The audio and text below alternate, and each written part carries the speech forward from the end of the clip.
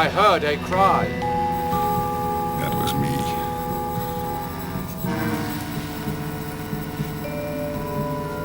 I heard a cry.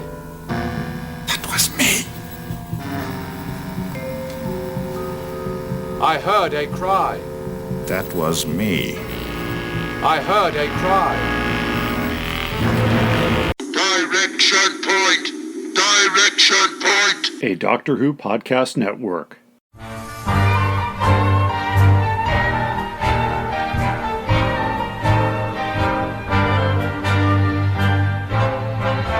Well, hi, everybody.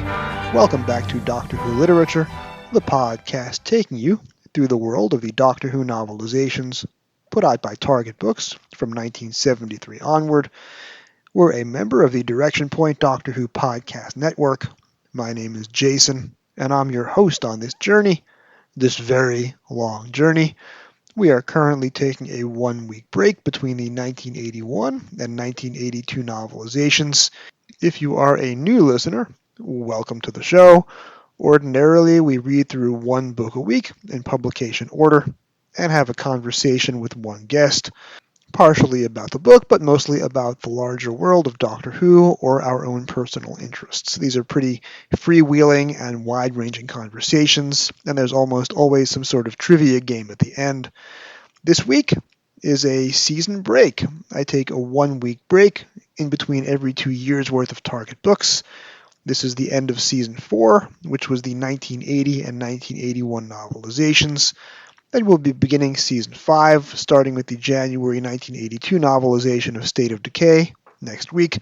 That is the first novelization of a Doctor Who story from the John Nathan Turner era, and JNT ended up being the producer of Doctor Who for the rest of the show's classic run and for most of the rest of the novelization's tenure. We'll be dealing with JNT and his legacy quite a bit, starting next week for the first time on this show. This week, however, is a different episode, a change of pace, as I do in between every 2 years' worth of books. I want to talk about 2 topics this week, and I have 2 incredible guests who are joining me.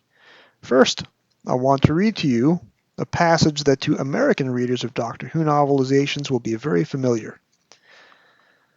They could not have been more offended, confused, enraged, and startled. There was a moment of stunned silence, and then an eruption of angry voices from all over the 1,500-person auditorium.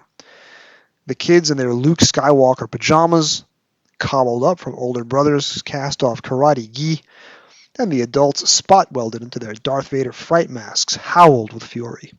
But I stood my ground, there on the lecture platform at the World Science Fiction Convention, and I repeated the heretical words that had sent them into animal hysterics. Star Wars is adolescent nonsense. Close Encounters is obscurantist drivel. Star Trek can turn your brains into puree of bat guano. And the greatest science fiction series of all time is Doctor Who. And I'll take you all on one by one or all in a bunch to back it up. Auditorium monitors moved in, truncheons ready to club down anyone foolish enough to try jumping the lecture platform. And finally, there was relative silence. And I heard scattered voices screaming from the back of the room, "Who?" And I said, "Yes, who?" That is the first 3 paragraphs of the introduction written by Harlan Ellison for the Pinnacle Books, American reprints of 10 select Target novelizations spanning the John Pertwee and Tom Baker eras, or if you will, the Barry Letts and Philip Hinchcliffe eras, going from book number 1, Day of the Daleks, up through, in chronological order, The Talons of Weng-Chiang. Harlan Ellison, a 7-page introduction. I do not believe that this was ever reprinted in the Target Books in the UK. I do not believe there is any Target equivalent to this.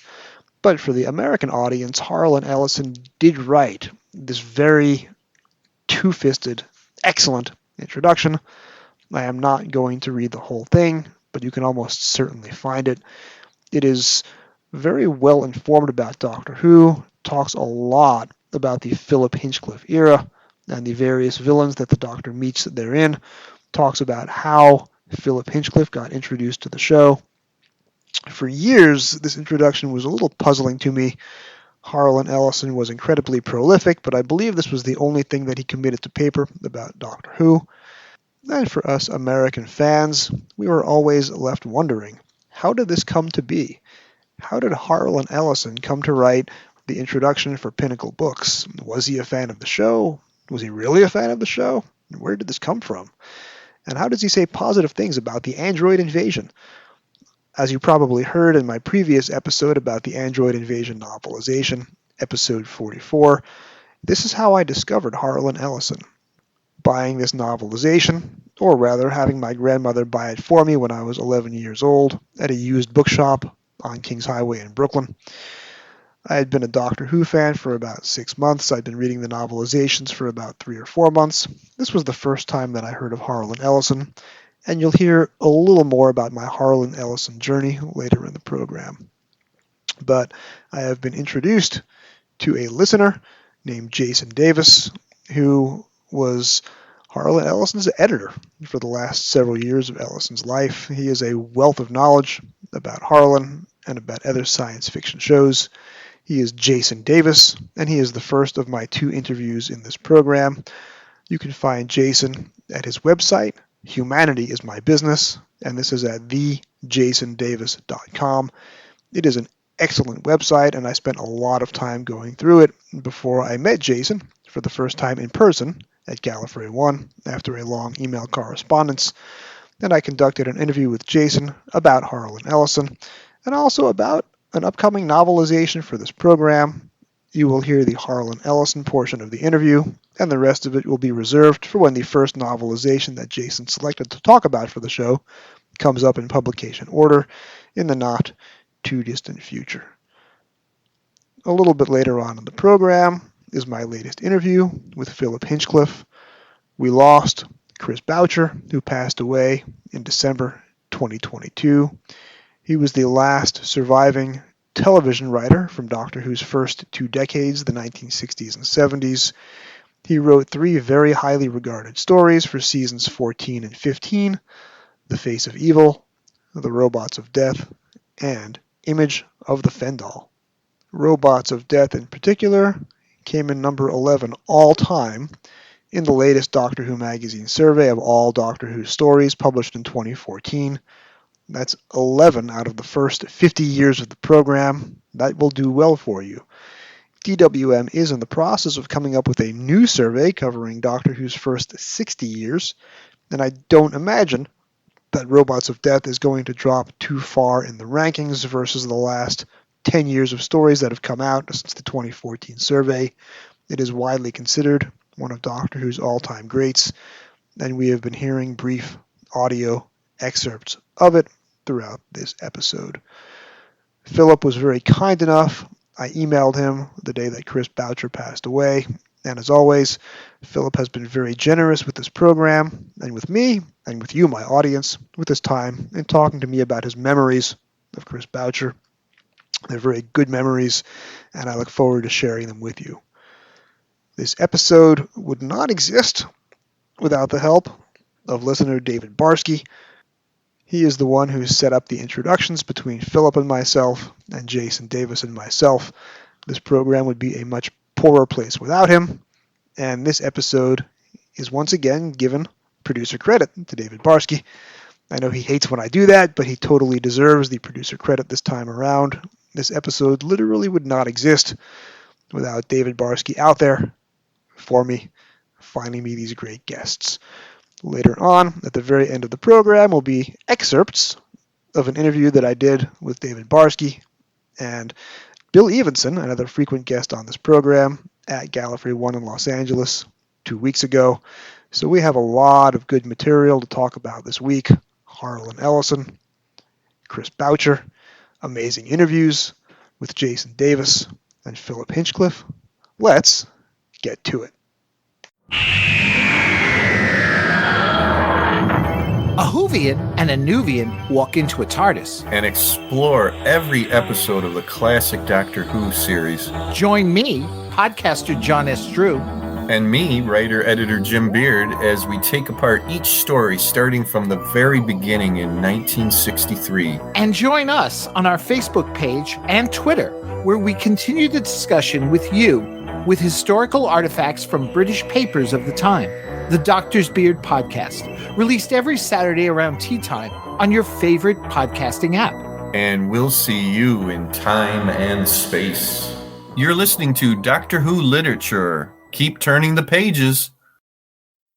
So I'm standing here in Los Angeles at Gallifrey One with Jason Davis. Jason, I was looking at your website and I was trying to come up with a 45-second biography of you, and 45 minutes probably would not do it justice, but you have done extensive writing on the universes of Babylon 5 and the X-Files, and you are the director of the Harlan Ellison Books Preservation Project.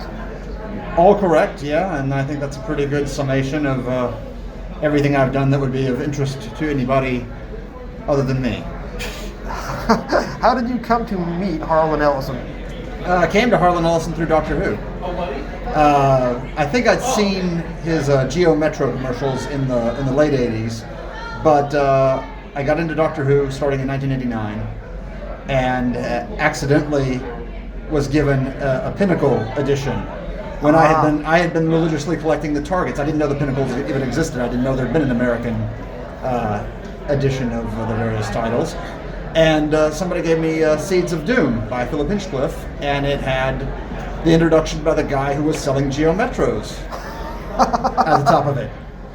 And something about just the aggressiveness of the come on to Doctor Who appealed to me. I can't tell you why. You know, I come from a very quiet family, people who speak on a very low timbre, so it's not, you know, it's unusual to me to be attracted to something loud and abrasive, and that's what did it. And a few years later, he started doing commentaries on the Sci-Fi Channel, on Sci-Fi Buzz, and I don't think he ever mentioned Doctor Who in them, but I just found his personality appealing and started reading everything that he wrote. So yeah, Doctor Who was my entry drug. It's funny because, number one, you are sharing this episode with Philip Hinchcliffe, so it all comes back to Philip in a way. This episode is not sponsored by Geo or Geo Metro, but I'll reach out to them. I also came to Harlem the exact same way. I'm 11 years old. It's early 1985. My grandmother takes me to a used bookshop on Kings Highway in Brooklyn. And I was already a Doctor Who fan, looking for any Doctor Who novelization I could find. The proprietor of the store, which I'm sure is long since defunct and is now a bank branch, goes to the back of a shelf, just for a second, and pulls out a very used copy of Doctor Who and the Android Invasion, which I have brought along with me. And it's the only Doctor Who novelization that I'm aware of that has gilded pages, which was the 1970s paperback style in the US. So I had never heard at age 11 of Harlan Ellison before, so the first thing I read was not the novelization, but the 7-page Harlan Ellison introduction, which starts off with a dig at Star Wars and a dig at Star Trek. And as someone who was outgrowing Star Wars at that point, about 18 months after Return of the Jedi, this really hit my funny bone. My father was not a Doctor Who fan by any means, but the next thing he did after I read that was show me Demon with a Glass Hand. Oh, very nice. Later that year, the Twilight Zone revival shows up on CBS, and Harlan was the script editor, I think, for the first half of the first season, before leaving over creative differences. Yes. Later on, Harlan did several audio commentaries for the DVD release of that series, which are good episodes in that Twilight Zone revival. Harlan's commentary on those episodes is almost more entertaining than any of the underlying stories themselves. Like, he was assigned to adapt a Stephen King short story called Mother. His audio commentary for that is so much better than the actual episode in which nothing happens. Grandma is the episode. That's the one, Grandma, yes. Yes, he partially directed it as well. Oh, wow. Yeah. You had a very good timing in that regard, having the Twilight Zone come along right after you'd found out who he was, because Paladin of the Lost Hour, I think, is still one of his best stories. And though I like the written treatment better than the produced television version. I think it sums up Harlan. It's about responsibility, and one of the things that Harlan felt a great responsibility for was imparting to people the things he was passionate about. Doctor Who being one of them. He and I talked about it constantly. He was watching all the way up through Stephen Moffat's run until he passed away. And he liked shining a light on people who he thought were doing good work. And Doctor Who was one of those things. He was, in the Dangerous Visions books, as many people as were, well known at the time for doing their SF work that are in the Dangerous Visions books. There are also a lot of people that's their first stories are being presented in those books. Wow. Because he was using the celebrities sort of, to get the people to the book, and then he could show you these new people he'd found in writing workshops or he'd mentored, and it was sort of a symbiotic sort of thing. You buy the book because you see it's going to have James Bush or whoever in it, Theodore Sturgeon, and then you get one of Harlan's finds. Discovery, prototype. Yes, exactly. And that's the one thing I look at it now, and so much of what I'm interested in came from Harlan. It's astonishing that Doctor Who brought me to Harlan, and then Harlan brought me to so much else of what I find interesting in the world.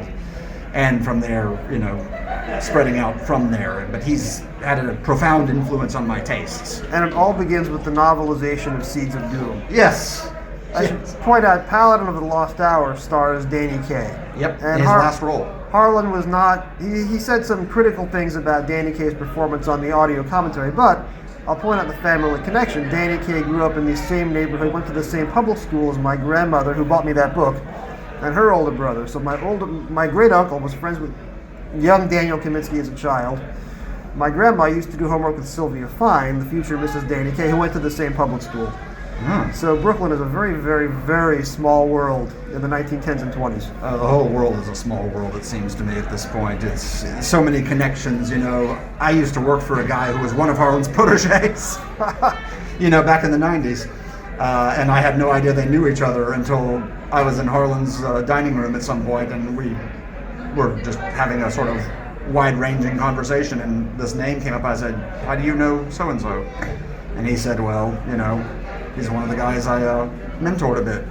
Wow. And I said, "Oh, great. I worked for him for a year in college."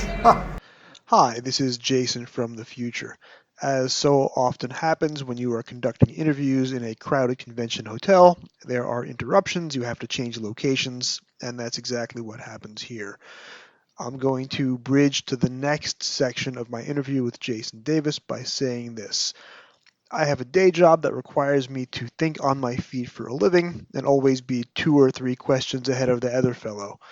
I really dropped the ball during that interview with Jason Davis. He said that Harlan continued to watch Doctor Who right up through the Stephen Moffat era, Harlan passing away right around the time that Stephen passed the baton to Chris Chibnall, who was present at Gallifrey One in Los Angeles, by the way. I really should have followed up with about 7 or 8 or 9 different questions there. Harlan Ellison was still watching Doctor Who right up through the end of the Peter Capaldi era. What did he think? What were his impressions? What were his favorite stories? Who was his favorite new series doctor? Who was his favorite new series writer? Who was his favorite new series showrunner? What is it like to watch a Stephen Moffat-penned episode puzzle box with Harlan Ellison? These are all things that I should have asked and didn't. Jason will be back on the program, so I will certainly have a chance to get to that, hopefully. But boy, your humble interviewer really should have done some follow-up there and did not. Apologies. Let's get back to part 2 of my interview with Jason Davis, conducted in a different and slightly quieter hallway at the LAX Marriott, Gallifrey One weekend, February 2023, Los Angeles, California. So I understand, looking at your website and bibliography, you have edited several compilations of Harlan Ellison's work. How did that come to pass? It came via Babylon 5. I had been doing some work for the creator of Babylon 5, J. Michael Straczynski, and his publisher got into business with Harlan Ellison to produce some new books At the time, most of his back catalog was locked up elsewhere, but he wanted to do some new books. And I was put forward as the editor, and we got along incredibly well. I would almost say that he created the perfect editor by me finding him the way that I did, exploring his works to the extent that I did, and I'm a very obsessive person, so when I get interested in something, I try to go down every conceivable rabbit hole involved with that something. So by the time I was introduced to him in 2009, I knew the full extent of his work. In the past he'd had problems where people put science fiction on a book that was a book of essays about cultural criticism. Right. And he found it very frustrating because it's at the end of the day, it's false advertising. He had a diverse array of interests. His publications were everything from mainstream fiction, the novel Spider Kiss, which is about the rise and fall of a rock star, to he did a lot of juvenile delinquency stories early on in his career, and yet somehow he ended up getting labeled as science fiction writer Harlan Ellison, when really, there are a handful of books that would fall into that category. Probably not even 20% of his output. If anything, a sort of magic realism fantasy would be more appropriate for his more, less grounded texts. But in the process of getting to know him, we worked very well together, and we produced several books. We did the Brain Movies series of his screenwriting, publishing some of the scripts from The Twilight Zone, in some cases with additional bonus materials.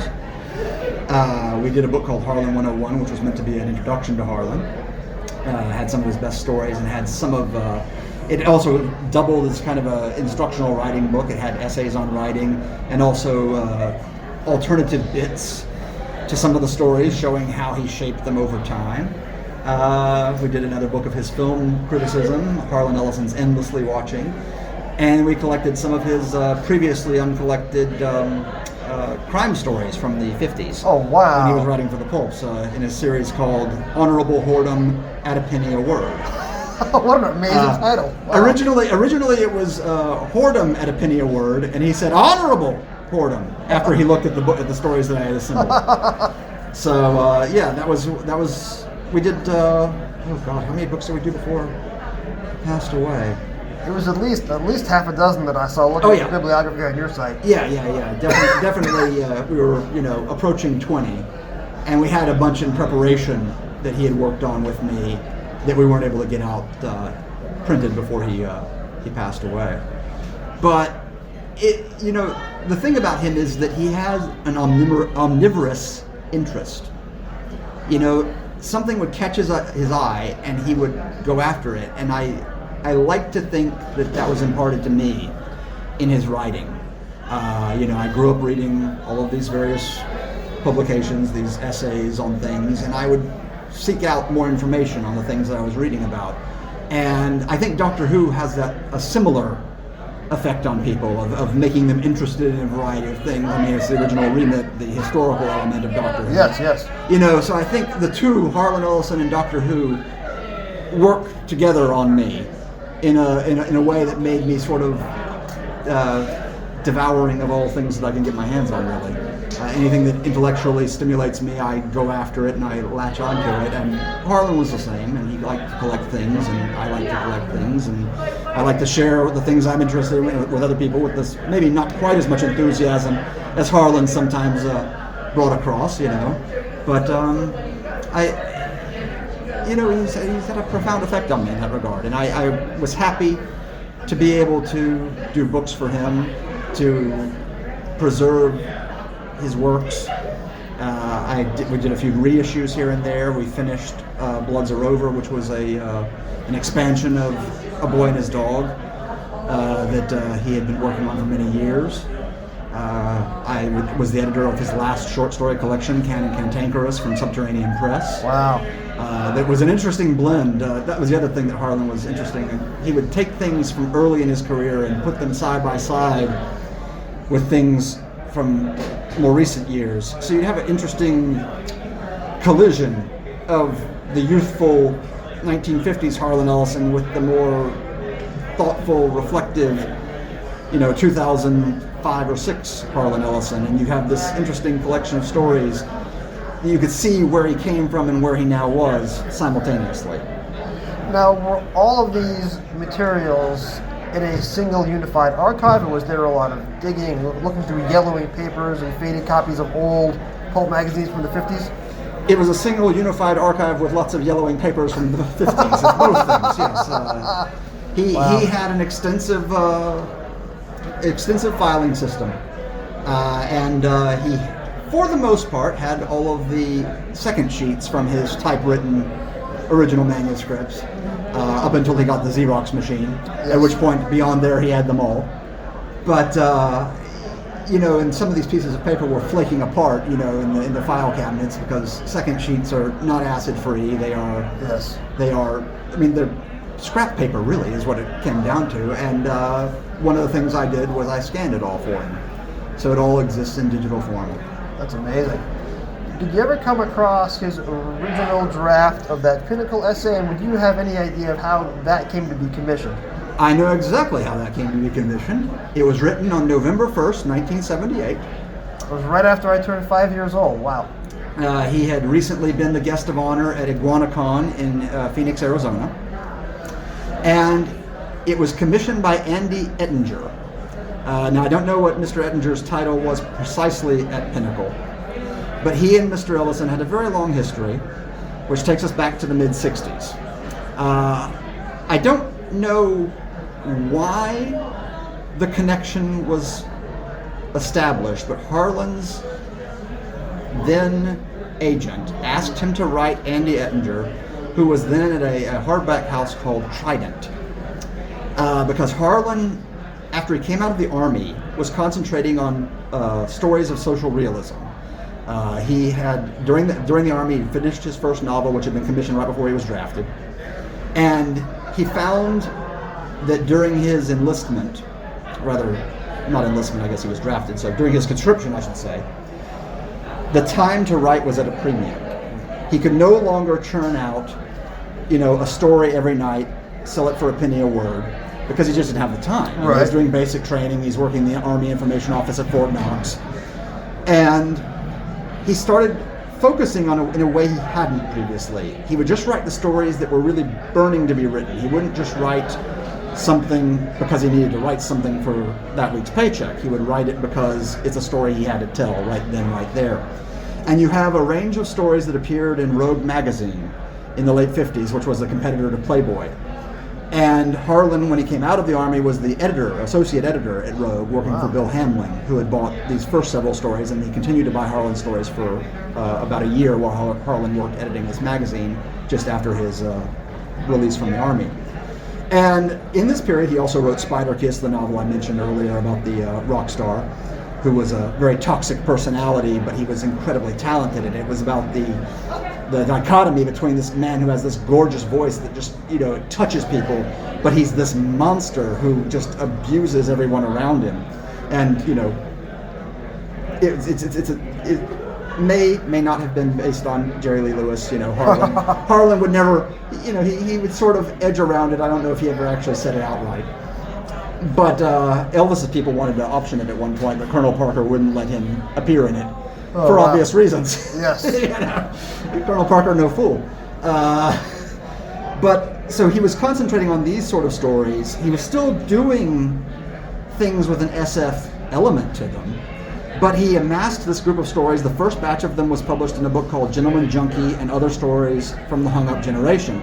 And that book, after he had left Rogue and he was talking about moving to California to try screenwriting, that book was reviewed by Dorothy Parker, who wasn't used to reviewing paperbacks in her column in Esquire. And she gave it a very fine review, which you can see it. Harlan actually reprints it in the 1975 edition of that book from Pyramid.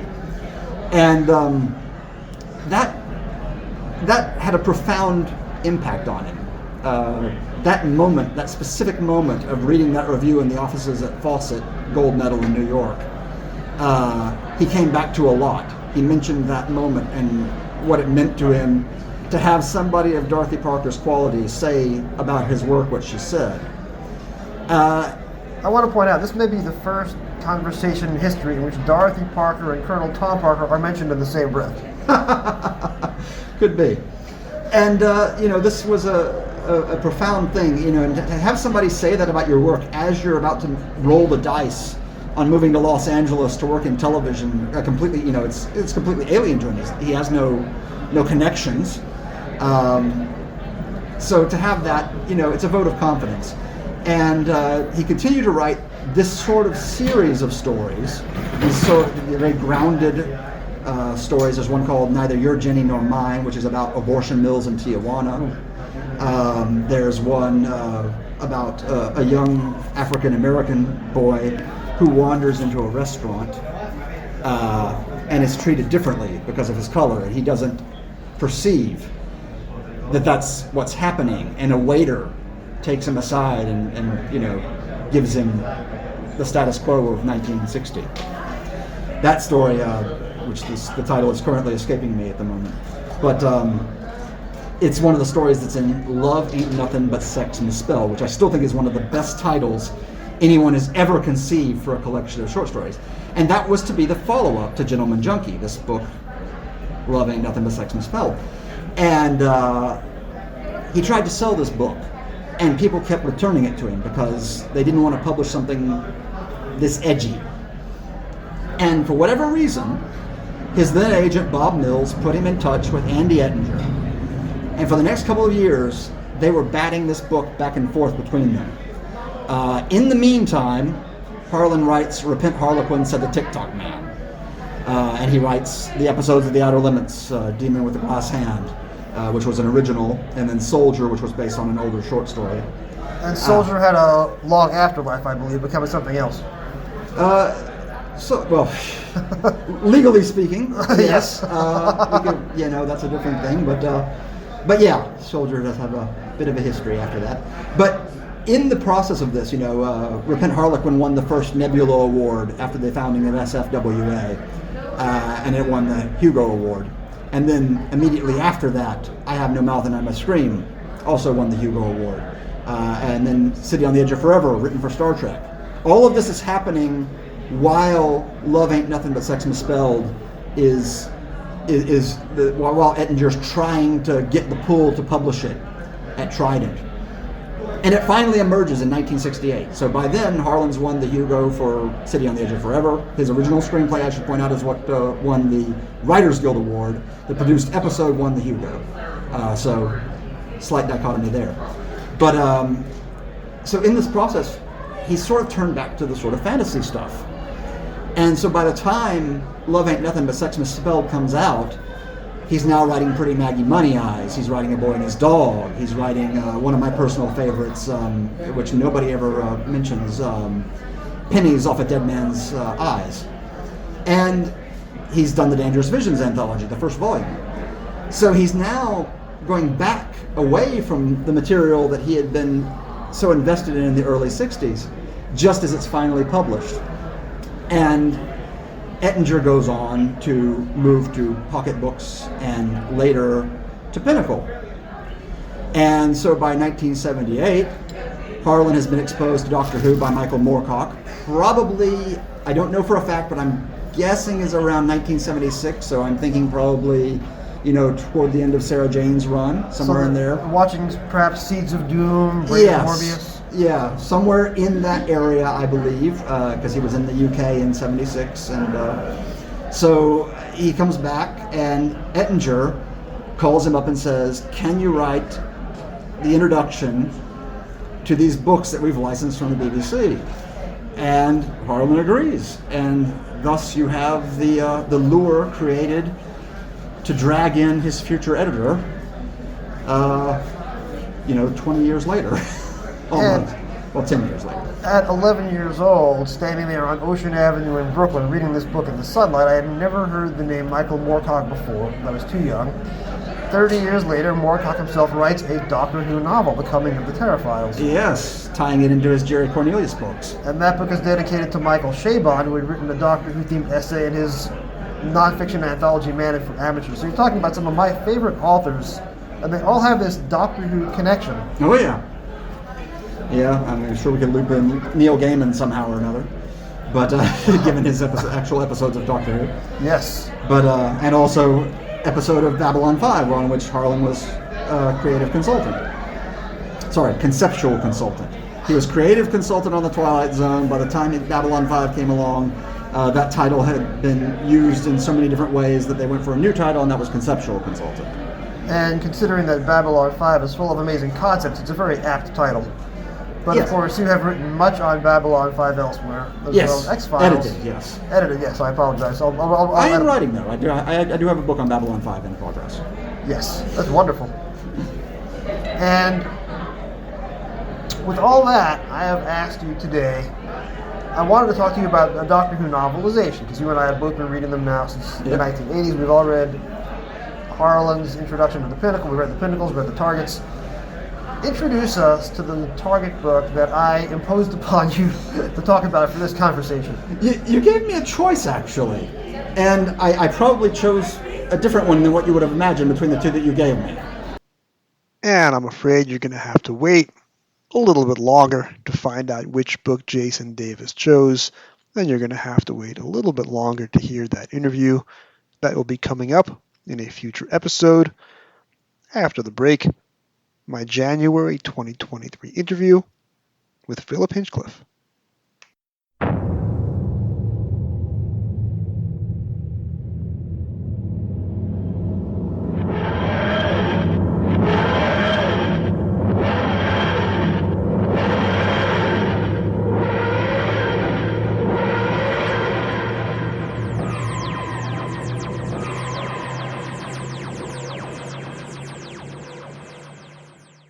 Yes, I was sad to hear about Chris's death, and I thought he was much younger than me, actually, but he's about the same age as me, and it was a bit of a shock, really. Very sad. So Chris came to Doctor Who. It was your third season, so season 14. And what's interesting is when you look at the writer list for most of that season, it's all veterans and returning writers. So you had the season premiere written by Louis Marks. You had 2 stories by Robert Holmes that year, both classics, Deadly Assassin and Talons of Weng Chiang. And then you also had a story by Bob Baker and Dave Martin, who had been with the production team since 1971 at that point, which is an eternity in television. But then Chris Boucher arrives, and he's a new writer to Doctor Who, and he gets a very rare honor that only happens a few times in Doctor Who's history. He gets to write back-to-back serials. So you have 2 months of television between Face of Evil and Robots of Death that is only written by Chris Boucher. Do you recall how he first came to the attention of the production office? Oh, yes. He came to Bob Holmes's attention, and I remember Bob saying, "I found this new writer. I think he might really work out very well." And so I think probably Bob was talking, kicking ideas around with Chris Boucher, and Chris was, didn't really have any track record, so he seemed to come out of the blue, really, although he had obviously been writing himself a bit, but he was an unknown quantity, really.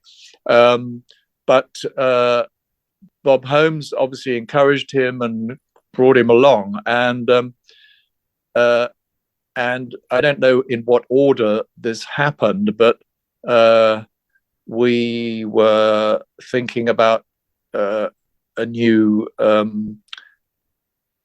sort of assistant. I think I can't remember the chronology of it, but anyway, that coincided with Chris bringing a story of the day that God went mad, a sort of computer that goes out of control to some extent, and he was very inventive, a new voice.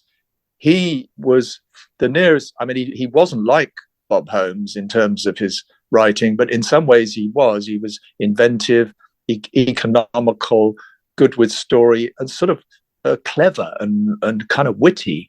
And so there was a spark to his writing. And so Bob said, well, and so we discussed, the basic idea, which I was involved in to some degree, as I always was. But basically, Bob went away, and Chris, came in with a very good first drafts. There were no major real problems, and I was thrilled because you're right. We tended to rely on writers who knew, the show and could sort of deal with it, or they were experienced. They understood how to tell a story within, drama made in studios rather than on film, and so it was like a breath of fresh air, and it was terrific. I was so excited, and we thought, really, we've got a gem here. And then there was no doubt about, let's commission a new story. Had been wanting to do, since I took over the show, to do a robot story, but a different kind of robot story, sort of post Asimov, and the prime directive, and the idea of a rogue robot. So basically, that's what I said to Bob. I don't want to be, stupid robot like we've done before. Something that's got real intelligence and all the rest of it. And Bob, I don't know, I think probably it was Bob who said, well, let's do it like a detective story. And so he was kicking all that around with Chris Boucher as well, and he was our chosen writer. So he and Chris worked out the plot. But I said, let's put it on a miner, a mining ship, something that could have come out of Dune, just to make it different, So that's how that happened. But Chris and Bob worked terribly well, and we got these, pretty much classic, or one anyway. I think the robot story was pretty much turned out to be a classic, really, for all sorts of reasons. And the rather odd design thing which Michael Bryant brought to it, on the premise that they had a lot of downtime, so they didn't have to look like sweaty miners. They could just relax and let the machines and computers do the work. So it was a very happy sort of melange of creative input from various people, but Chris was the foundation of it. I mean, he and I would, if we'd done another series, if Bob and I had done a fourth season, there's no doubt that Chris Boucher would have written at least two of those. I mean, he was a big find. It was very hard to find new writers who could master the problems of writing for Doctor Who, as might have been seen, in years to come after me. I don't know. I don't want to diss everybody, but it was a tough nut. It was really tricky program. And here we had this fully formed writer with an imagination, bringing a fresh voice, seeing it differently, and all the rest of it. So, I mean, I did contribute a bit to some of the scary moments in Robots of Death, and had a little bit of an influence on the first draft scripts. But basically, again, it was a very accomplished piece of writing, which was plotted by Bob and Chris together. And Chris went away and delivered very well with not much rewriting at all. So when Chris passed away last month, December of 2022, there was this very large outpouring of grief all over the Doctor Who corners of social media that I inhabit. Number one, because he was the last surviving TV writer of the 1970s, which is definitely the end of an era. But not only that, it was the specific elements of his scripts, especially the two that he wrote for you. He did write one story in season 15 before moving on to a different show, which I want to talk about in a minute. But the elements of Face of Evil and Robots of Death, if you want to speak to this a little bit, number one, his plots, as you say, are wildly imaginative. You have the rogue computer playing God and creating this artificial society with two very different classes of human, the savages versus the technicians. Some of the dialogue in Face of Evil is still showing up in quotation books to this day. There's a very famous line from Face of Evil. You know, the very powerful and the very stupid have one thing in common. They don't alter their views to fit the facts. They alter the facts to fit the views. Which can be uncomfortable if you happen to be one of the facts that needs altering. And that's probably one of the lasting legacy quotes from Doctor Who in the 1970s. Still turns up over and over again because it's so applicable even up to today's society. I just remembered something about Face of Evil, which is that,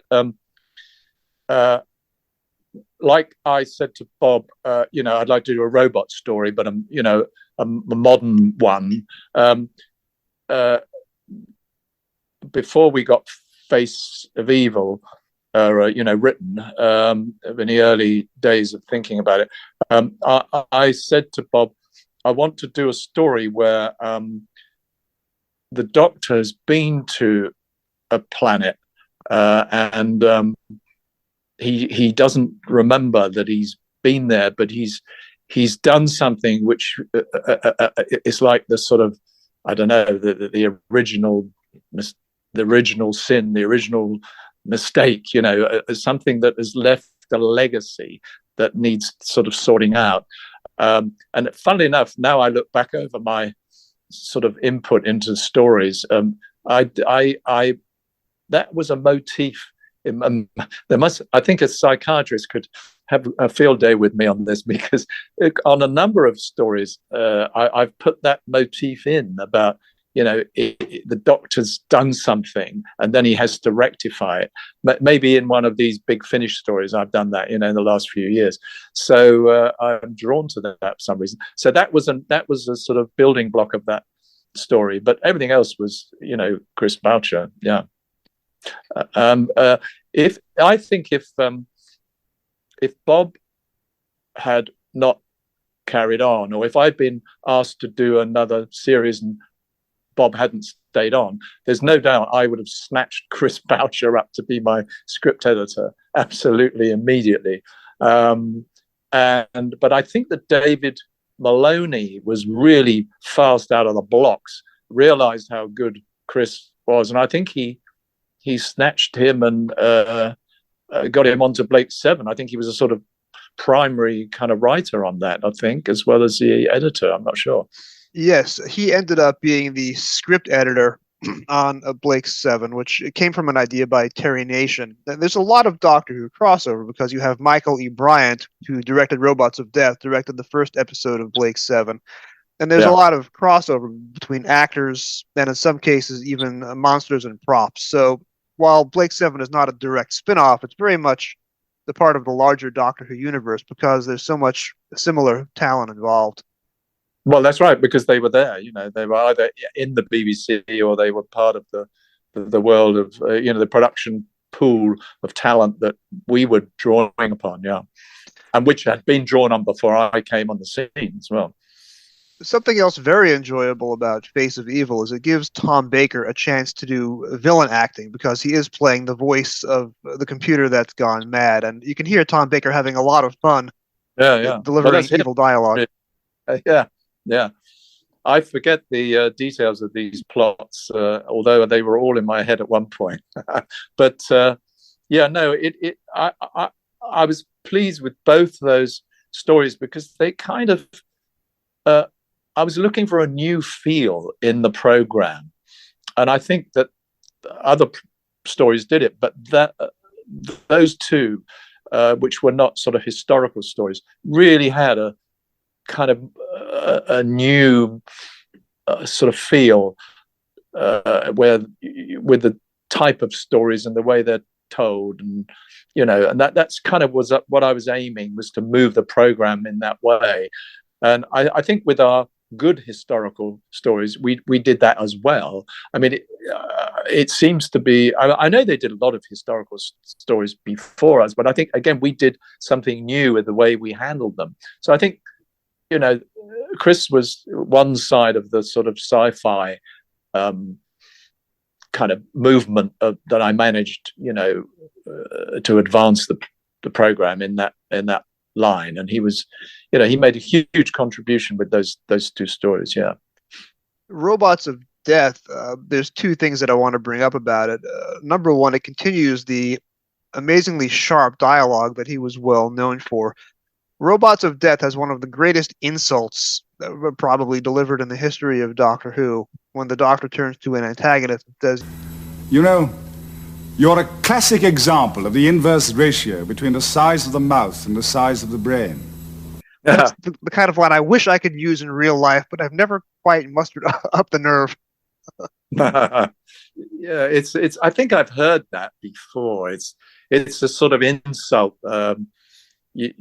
I think you might even find a Cockney version of that, if you know what I mean.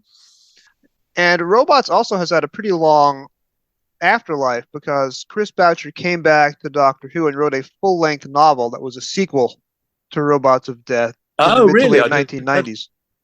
Oh, I never knew that. Oh. It's called Corpse Marker, which was a phrase from the original story, and it brings back the three surviving characters from the Sand Miner and shows them in Caldor City, which was the city that they came from, with more robots turning evil and another conspiracy. Yeah. By the way, just on the face of evil, I mean, I'm sure you know this, but Leela and her lot, they weren't savages. They were the survey team, weren't they? I mean, they were descendants. They'd regressed. Yes, the computer, I think, had artificially regressed them to a savage state. Oh, I didn't know that. I've forgotten that. The Doctor mentions late in the story that it was an experiment in eugenics. That I would have been 11 or 12. I'd never heard that word before. That's one of the few words I knew at the age of 12, because I think, as I've said before, that's the age I read Brave New World. The Aldous Huxley book. And so I knew that word, eugenics. Talking about Chris Boucher, the person, for a moment, one of the very first classic series DVDs that came out in America was Robots of Death. And right. I'll never forget this. The first 3 Doctor Who DVDs, and you contributed heavily to the range, but the very first 3 to come out came out on September 11th, 2001, which is a terrible coincidence. So it was a while before I actually got to watch Robots of Death. But one of the things I remember vividly in the weeks after 9/11, when you're looking for any distraction to keep you going, you and Chris Boucher both recorded an audio commentary for Robots of Death, just the two of you sitting alone in the booth discussing the story. And it was fascinating for me because it was the first time that I'd heard either of your voices, and you were discussing the story at length and in depth. And you had a very good line about the Russell Hunter character who had to wear a plastic Tupperware container as a hat. I think you said you have to be a very good actor to act in a hat like that. Do you have any memories of working with Chris Boucher on the DVD doing the audio commentary that day? Vaguely. Now you've reminded me. I did a lot of those commentaries around about that time, I think. Nothing, because you didn't prepare really. You just went in there and then you watched the program. And for people like me, it was a long, well, I'm Chris, it was a long time before, but at least he had the script in his head, so you just react to what, comes into your head at the time of what you recall. But that, quite a few years have passed now. I can't recall. I can vaguely remember doing it, but I don't remember any details, I'm afraid. And he was very busy in television for a long time after Doctor Who, with Blake Seven, and then with Juliet Bravo, among other programs. And then, of course, later on, writing books for the series. And Big Finish has also done a spin-off series descended from the Robots of Death. Did you ever have any professional contact with Chris again after you both left Doctor Who? No, I didn't really. I think I bumped into him once or twice, but I mean, he was a very sort of modest and rather, I don't know whether he was shy, but he was very much a sort of retiring sort of person. I mean, he was very sort of bold and positive in his writing, but I don't think he sort of socialized a lot. I didn't get to know him well, really, at all. He wasn't around, or I wasn't around probably long enough to get him, get to know him very well. There was no downtime when I was producing the show to sort of really get to know anybody outside the show, really. But I did. I mean, I used to. I was always encouraging to him whenever I bumped into him. And you can do this, you can do that. I was really impressed by him, and I tried to be encouraging and saying, what about doing that, the other. I guess he had an agent, and he did a fair bit of work, and I suppose he became known to other BBC producers, and so he got work, on these other BBC series. I think he was capable of coming up with a lot more than he probably did in his career. I was under the impression that he's sort of not retired, but he just kind of disappeared a bit. And I thought that was a huge shame. He was such a talented writer, I think, who had a great future ahead. But I mean, he wasn't a pushy type person. And I can't remember who his agent's one was, but he needed a pushy agent, really. I think. Yes. But he obviously he achieved a lot in his career, and funnily enough, he was sort of lured into something at the end, by Big Finish, like I was. Suddenly brought back to this program, that we both did all those years ago. And he ended up writing a total of 4 novels for Doctor Who. That was a line that unfortunately came to an end when the new series got revived in 2005. So his last book came out in 2004, which I just read for the first time during the pandemic. It's got, as you'd expect from him, a lot of memorable dialogue and set pieces and some social commentary and satire. So certainly a tremendous talent. It's a shame that we've lost him at what still seems a very young age. He was still in his 70s. Yeah, it was. It is, and as I say, I just thought he had he arrived on the scene, and I thought, wow, he's really going to go places. But I don't know. People need encouragement, but they also challenges as well, and it's so much of this business is luck, really, or chance. Not luck, but chance. You need to be thrown the challenges, and then you rise to them, or you don't. And but you have to be in the mix. It doesn't mean you have to be going to parties and meeting people or anything like that, but you have to sort of be a presence, with your work on the scene and being talked about. And I suppose I may be totally wrong about this, but I kind of felt maybe Chris just that side of it all wasn't happening for him, But I don't know, because I don't know him at all, very well. He did. I believe he did not do a lot of convention appearances, and as you say, he does have the reputation for being on the shy side. But between his Doctor Who work and Blake 7, he has certainly given fandom a lot to enjoy on television, and I know for a fact that his stories are still being watched and still being discussed heavily by Doctor Who fandom today. So on that side of things, it's wonderful that your era discovered him and that he joined Doctor Who, and in a way never really left the show after that. Yeah, it was great to work with him, and he made a big contribution to my. I mean, I only did 3 seasons on this program, and he was a big part of that season. And I was very grateful for discovering his talent. Well, for Bob discovering him, and the way Chris rose to the challenge very quickly. I mean, he turned those scripts around really quickly, and it was marvelous. He would have been one of the, as I said, he would have been one of the planks. He would have given me confidence that I've got a writer that can give me a third of another season. It would have been. That's how highly I rated him. He would have been absolutely a major plank in our fourth season. Yeah, no question about it. Graham Williams and Anthony Reed, who followed you, did some very good work in the end, but I do weep to think that we could have had a full season of Chris Boucher as script editor, and that's a huge loss, not having had that opportunity. Yes, it would. It has been. Yeah, it has been. Yeah. Still, I had Bob Holmes at the time, and he was the king for me. Oh yes, very very few did it as well as Bob Holmes, certainly.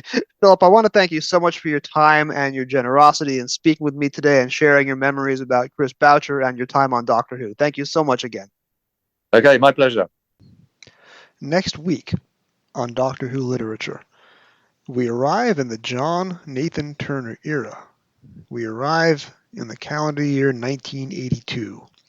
It is only the second Target novelization to feature the new J&T era neon tube logo. It is the first novelization of a season 18 story. It is the first novelization with Adric. It is the novelization of the story that was originally supposed to air in the slot that later became Horror of Fang Rock, which, as long-time listeners of this program will know, is one of my absolute all-time favorite Doctor Who stories, and one of my all-time favorite Doctor Who novelizations as well. I refer you back to episode 40 for that conversation and that review. But the story that's coming up next week is also one of my absolute favorites. For my money, one of the scariest and best-made episodes of the classic series. And it is Doctor Who and the State of Decay. Join me and a returning guest to talk about this book, that season, the J&T era, and many, many other things. Before we go, excerpts, the portions that are appropriate for a family audience. Anyway, of my casual chat with Dave Barsky and Bill Evenson in Bill's hotel room at the Marriott LAX during the Gallifrey One convention last week. I am sitting here with two of the preeminent gentlemen of Doctor Who literature. They have both been on multiple episodes in the past, and they will both be on multiple episodes in the future. It is Mr. David Barsky and Mr. Bill Evenson, although I'm not quite sure which is which at this point. I've never known. And you've had frighteningly a little to drink for not knowing who we are. I don't know who I am. After 48 hours of running around this con, talking to people and meeting new people, I kind of have the vapors, as they used to say. There you go, back in the day. Yeah. We're missing a very It's going around. Missing a very good Bonnie Langford interview downstairs with Gary Russell. But people are saving me a seat. I'll get back to it. Can't have a con without having you two guys in the room and talking to you for a quick shot on my podcast. How are things going? What number con is this for you? What number galley? I haven't counted really because I skip a few every now and then. So I'm gonna say it could be 8 for me. No, a very small number. I'm in single digits, I guess. Okay. Yeah. I know it's over 10. I came 17 years ago. Wow. So, I don't think I came for maybe 3 years after that. But I've been, it's over 10, maybe 12. You? My first was 2008 when I lived out here. This is before I knew Barsky personally. Wow. I went to 2008. I was standing next to Stephen Moffat in the lobby, and somebody says, "You want to talk to Moffat?" I'm like, "No." Then, of course, he becomes showrunner 5 minutes later. Always regret saying no to that. Then I didn't come back again until 2015, and I've been here almost every year since then. So this is number 9 for me. Well, when Moffat was here last, I was friends. Well, I still am. We just talked to him down in the dealer's room with Matthew Jacobs, who wrote the TV movie. And I was talking to him at the bar down at the lobby, and Moffat was at the other end of the bar, and Matthew just goes, "Hey, Stephen Moffat's sitting over there." I was like, "Oh, have you met him?" I assumed he had, because 2 writers of Doctor Who, whatever. He goes, "No, I've never met him." I said, "Well, why don't you go meet him?" "Oh, I don't know him." I said, "Let's just go and meet him." So we walk over, and hey, Stephen was just talking like any other dorky fan. And Matthew is also an actor, and he had just played a few years back. Igor in a movie might have heard of, Frankenstein. I've heard of it. Yeah, not the Boris Karloff one. Oh, wait, not that one. Frankenstein, isn't that a breakfast cereal? That's gotta be. And because at the time Moffat was doing the Dracula adaptation. Oh yeah. And so the 2 classic mega literature. Yeah. So Matthew just offered. I played Igor in Frankenstein, and Moffat just says, "Well, that's the worst book ever written." And I said, "What?" I got in his face, basically. I was like, "You're completely wrong. First of all, you probably never read the 3rd Dune book." And I was going to say he's never read Dracula. Yeah, well, I went down there. I did that too. I agree. Dracula's not as well written. Nowhere near. And Frankenstein's not even close to the worst. It's a very good read. It's a very good book. For the time it was written. 17-year-old girl. Yeah, wrote an amazing book. Yeah. I stand by that. I think the prose in that is better than War of the Worlds, for instance. H.G. Wells stuff. Yeah, right. Archaic. Yeah. In my opinion, Dracula gets off to a good start. I love the Harker material in Dracula. Yeah. Dracula's. I shouldn't say it's shit. When Van Helsing shows up, Van Helsing doesn't stop talking. Keeps talking about God every 3 lines. I don't care. Van Helsing should have been like Doctor Who. Instead, Van Helsing is a bore. Yeah, it's a book. At that point, it had already been a play, or no? No, the book came first. The book came first. Okay. Yeah. So it was funny. And I was having dinner in the restaurant the next night, and Moffat was in the next table. There was a divider, so fisticuffs didn't happen. But I saw him, and I called the waiter over. I said, "Hey, I want to pick up this guy's check." And he gave it to me, and I wrote on the check. "I don't care how bad your taste is in literature. You're still a cool guy. You're welcome." And he had no idea. He probably remembers who it was, but he didn't see me. He probably has no idea. But who cares? Yeah. That's just ignorant. I love that book. It's a great book. It's a great book. No, I spoke to Matthew and Vanessa at L.I. Who 3 months ago. I played a brief part of the interview on this show. We did the main interview on Trap One. They are great people. Wonderful. Watched the movie last night. And as I'm watching the credits to the movie, there's the acknowledgments to David Barsky. I was surprised. Yeah, what the hell? I was very surprised when I saw that. Actually, at L.I. Who, Jeff Ellison saw it, and he texted me the screen grab of my name, and my wife's name is on it too. Yes. And I'm like, I haven't spoke to them in a bit, and I saw them at the dealer's room, and I said, thank you, by the way, for the credit. She goes, "Oh, don't be silly." And I'm like, I didn't do diddly squat. It's like you give me a producer credit in your podcast. I don't do shit. Look, you have gotten me connections to Jason Davis and Philip Hinchcliffe. There's going to be an episode coming up, which is half Jason Davis, half Philip Hinchcliffe. You're getting producer credit on that, too. 100% Barsky. Why am I not on that episode? I invited you to sit on an interview with Jason. You said no. No, Jason deserves his own time, obviously. Last year, a year ago, February 2022, the 3 of us are having lunch at Hangar 18 downstairs. That's right. Oh, that's where it all began. My podcast was in the embryonic stage, 10 episodes in the can. I barely had any guests. You guys sat me down. You started talking. You started pitching guests. Somebody dragged over John Peel, got him to agree to be on the show. So remember that at all? You guys have been heavily involved in the conception of this show. Well, it's a great show, which is why I keep bringing you back, even though Bill and 20 Questions are not exactly. Yeah. I was the reigning champion the first time. I don't know what I did the second because you were the only second person who ever did it. Probably. Yeah. I was a guinea pig. I beat Graham for the cliffhanger one. And you were also a guinea pig for the limericks. Oh, I was? Yeah, you were the first limerick. Oh, I didn't realize that for some reason. I did okay on that one. And after you didn't like my rhymes, you were the last one to play the limerick. Oh, that's right. Okay, yeah.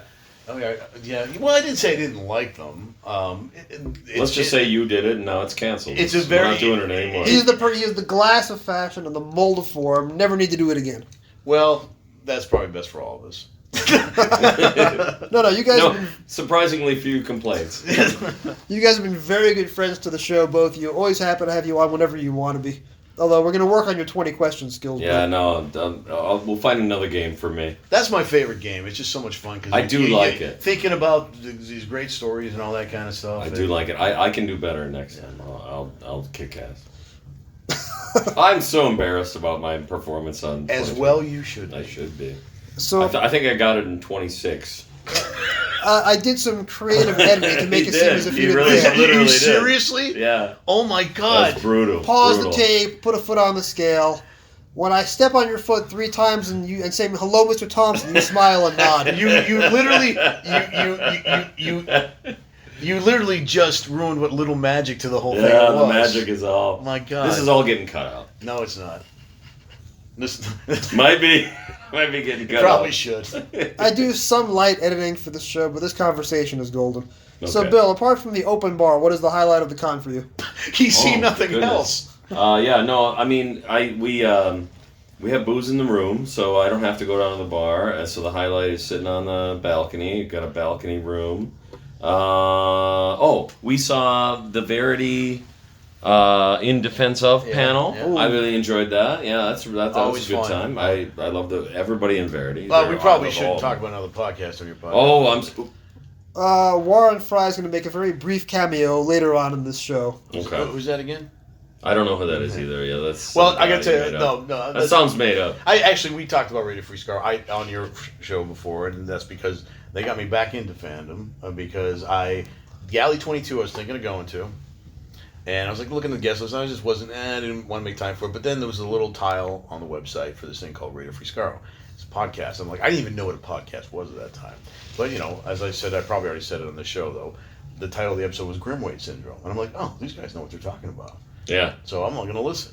And, their enthusiasm. And I just like nerds talking about things I love and still learning from it. Like, I have some good knowledge, I guess, about certain things. But if I still learn from guys just shooting the shit like we are doing right now. Absolutely. I love that. That's my favorite kind of I don't like the structured podcasts, things like that. They are the Manchester United of podcasts. I am the Seattle Mariners of podcasts. I have 0 rings. I never will have a ring. I'm a small market podcast. Well, I'm a Hammers guy myself, so I don't know about Man U, but whatever. Insert naming, rating. I'm not going to say New York Yankees around you, because you're sitting there in your Boston jersey. I believe you just did. Whoops! I heard it. Whoopsie! Something else I'll have to edit out of this conversation. Yeah, absolutely. Yeah, what's good luck next? editing out of real life. That's what you need to do. No, look, we can still be friends. Well, you're a Mets fan anyway. I don't think you guys are going to be friends. No. He's a Mets fan, although the Mets did that '86 series. Why did you have to bring the Mets up? I gotta be honest. I think when it comes to baseball, I think there's something sort of romantic about being a Mets fan. Like it's like a cool thing to be. Yeah. And Jason's a trend. He's trendy. He doesn't really care. All right, fine. Wait, which Jason is trendy now? Jason Davis is trendy. Yeah. Hey, I'm a Twins fan. I don't know nothing. We got a couple of World Series. You have great. 2 rings. That's fucking great. Tom Kelly, 1987. Tom Kelly. A guy who can win the World Series with Greg Gagne and Steve Lombardozzi up the middle. That is a special kind of manager. You know more about the Twins than I do. That's awesome. Well, Frank Viola's a Long Island boy. Okay. Oh, I didn't know that. That's awesome. Uh-huh. Yeah. Viola. Bert Blyleven is the one. He's in the Hall of Fame for reasons I don't understand. Yeah, but he paid the most money that year. He's a superstar. You're a maniac. You don't recognize it. He's a superstar. Had a wicked curveball. Who was the number 3 starter? I apologize to my UK fans. 3 Americans in the room. Maybe I'll edit this out. Who was the number 3 starter on the 1987 Twins? Viola, Blyleven, and... Oh, my God. Oh, God. I bet I know is what sucks. And I'm not a baseball guy, but I bet I know this. Don't know. I don't know. He knows the answer. Les Straker. Oh, yeah. Wow. I'm going to now venture to say, if you take every baseball podcast ever recorded, I bet Les Straker has been mentioned exactly 0 times. But yet on a Doctor Who podcast. Yes, it comes up on every Doctor Who podcast. Les, if you're listening, welcome to the team, buddy. You've got a standing invite to come on my show and talk about Doctor Who. Oh my God. 87 Twins. We can talk about it all day. In fact, I think... We can do 4 hours on it. And I don't care. Didn't Radio Free Scar have an episode titled Strikers, Strikeouts? I don't know. Can't remember. Grimwade syndrome was a pretty deep cut. Yeah, no, but that's a good one. I knew what that was, and I was like, holy crap, these guys know what they're talking about. Some great Doctor Who costumes this year. We have a Drashig. We have The Void from Drashig Carnival is of ace. Monsters. And on that note, this has been a very fun recording. Thank you guys so much. We'll see you next year. Thank you. Do you know what's wrong with Pooh? Ivanov? Yes. Robophobia. That's right. The lawyer'd call it Grimwade syndrome. Thank you for joining me on another episode of the Doctor Who Literature Podcast. This episode was produced, hosted, and edited by yours truly, was executive produced by David Barsky, and was, well, contributed to, somehow, by Bill Evenson. Special thanks to my special guests, Philip Hinchcliffe and Jason Davis. This podcast can be found on most of your podcast apps of choice. You can find all past episodes at anchor.fm/Doctor Who Lit. It really helps if you rate 5 stars and subscribe. You can find Jason Davis at thejasondavis.com. You can find me on Twitter at Doctor Who Novels, that's Dr. Who Novels. You can find my old tweets about the entire series under the hashtag Doctor Who Pilgrimage, that's Dr. Who Pilgrimage. My current Twilight Zone watch-through under hashtag TZ Pilgrimage, and on email at Doctor Who Literature, that's Dr. Who Literature, at gmail.com. Please drop me a line with your comments, questions, and suggestions. Thank you for listening, and whatever you do, keep turning the pages.